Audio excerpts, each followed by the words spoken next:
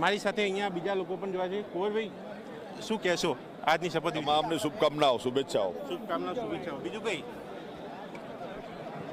કુંવરભાઈએ બીજું કંઈ કહેવાનું અહીંયા ટાળ્યું, કારણ કે એ અહીંયા હવે મંત્રી નથી રહ્યા. અહીંયા બીજા મંત્રી બળવંતસિંહજી, શું કહેશો આજનો દિવસ? બીજા મંત્રીઓ જે છે એ બોલવાનું ટાળી રહ્યા છે અને અહીંયા આજે રવિન્દ્ર જાડેજા તેઓ અહીંયા આ શપથવિધિ સમારોહમાં હાજર રહ્યા કે જ્યાં તેમના પત્નીએ પણ રાજ્ય કક્ષાના મંત્રી તરીકે અહીંયા શપથ ગ્રહણ કર્યા છે. રિપીટ લોકો પણ અહીંયા જોવા મળ્યા, નવા ચહેરાઓ, અને એમાં પણ ખાસ કરીને યંગ ચહેરા જે છે તે આ શપથ સાહેબ એ દેખાયા. એટલે કે એક નવું કે નહીં શું પહેલી પ્રતિક્રિયા શું અર્જુનભાઈ? હવે તો એવું નહીં, પહેલી પ્રતિક્રિયા તો આપો અર્જુનભાઈ. અર્જુનભાઈ અચ્છા, આટલો રાહ જોઈએ તમારી એના બધું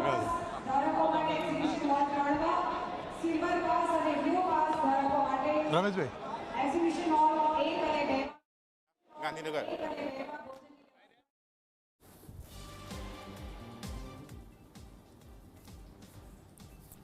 તો નવી કેબિનેટમાં 3 મહિલાઓને સ્થાન મળ્યું છે. ગુજરાત સરકારનું નવું મંત્રીમંડળ તૈયાર થઈ ગયું છે.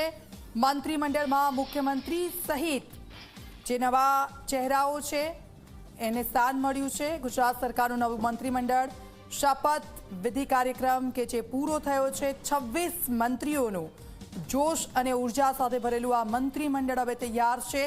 હર્ષ સંઘવીને નાયબ મુખ્યમંત્રી બનાવવામાં આવ્યા છે. 3 મહિલાઓનો સમાવેશ કરવામાં આવ્યો છે. 3 જૂના અને 5 નવા સહિત 8 કેબિનેટ કક્ષાના મંત્રીઓ મળ્યા છે નવા. ભૂપેન્દ્ર પટેલ સરકારમાં 17 રાજ્ય કક્ષાના મંત્રીઓ રહેશે.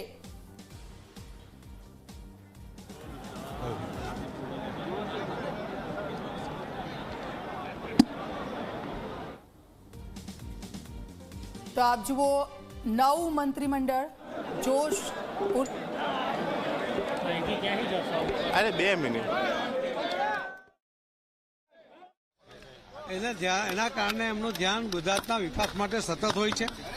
આજે એમણે યુવા, મહિલા અને દરેક સમાજને અને દરેક ક્ષેત્રને પ્રતિનિધિત્વ આપ્યું છે. એના કારણે એક સમતોલ પ્રધાનમંડળ એ ગુજરાત માટે ઉપલબ્ધ થયું છે.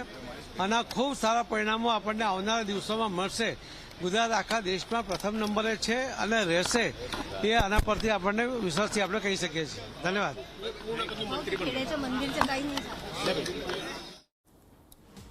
તો દરેક વસ્તુને ધ્યાનમાં રાખીને, દરેક સમીકરણોને ધ્યાનમાં રાખીને આ પસંદગી કરવામાં આવી છે અને આપ જુઓ આના સારા એવા પરિણામ પણ મળશે. CR પાટીલનું આ કહેવું છે.